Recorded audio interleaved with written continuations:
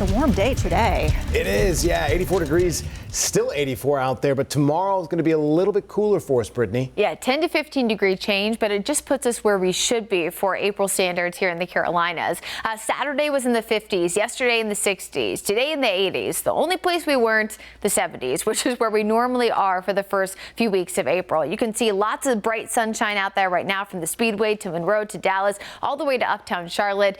We are going to see that sunset in about an hour or so, but across the board, we are going to be talking temperature swings, wind gusts, and probably a little bit of rain heading into tomorrow. Now, before we get there, let's talk about the UV index. This has been a change that you've probably noticed out and about the past few weeks, especially maybe a little bit more likely to get sunburn. That's because the sun angle starts to go up, up, up, and all the way up heading into summer. So it peaks at its lowest in winter, highest in summer. So even with the cooler temperatures, we'll be high, if not very high, over the next few days. Now, by the time we hit summertime, this is off the charts every single day, but there will be a few small changes. And the main reason why tomorrow is a little bit lower is because we start off with clouds before sunshine returns in the afternoon.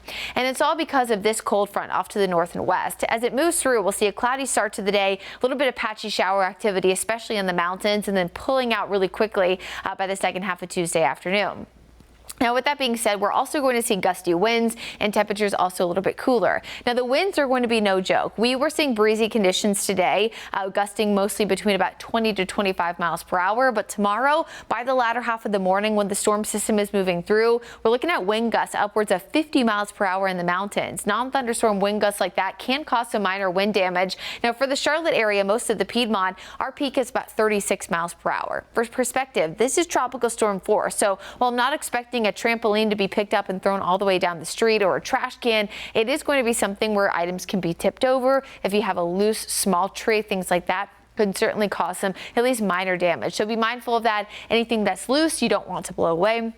Nothing to impact your home. Make sure it is tied up or brought inside by the time you head to bed tonight, as that is going to be peaking again right around midday tomorrow. Gusts are much lower, but still pretty breezy in the mountains by Wednesday.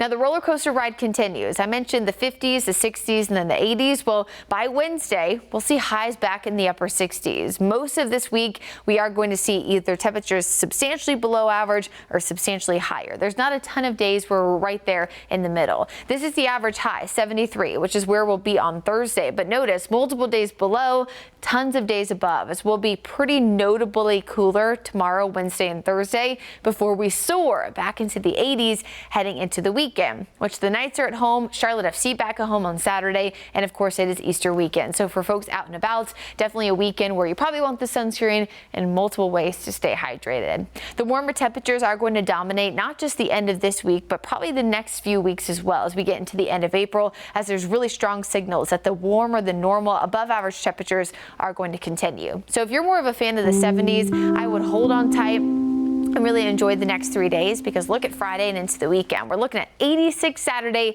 85 Sunday. No record values, since our records for this time of year are closer to 90 degrees, but still substantially higher than normal. Not just the highs, but notice the lows too. We're typically at 49 this time of year. Tomorrow morning, 63. That's as low as we'll go.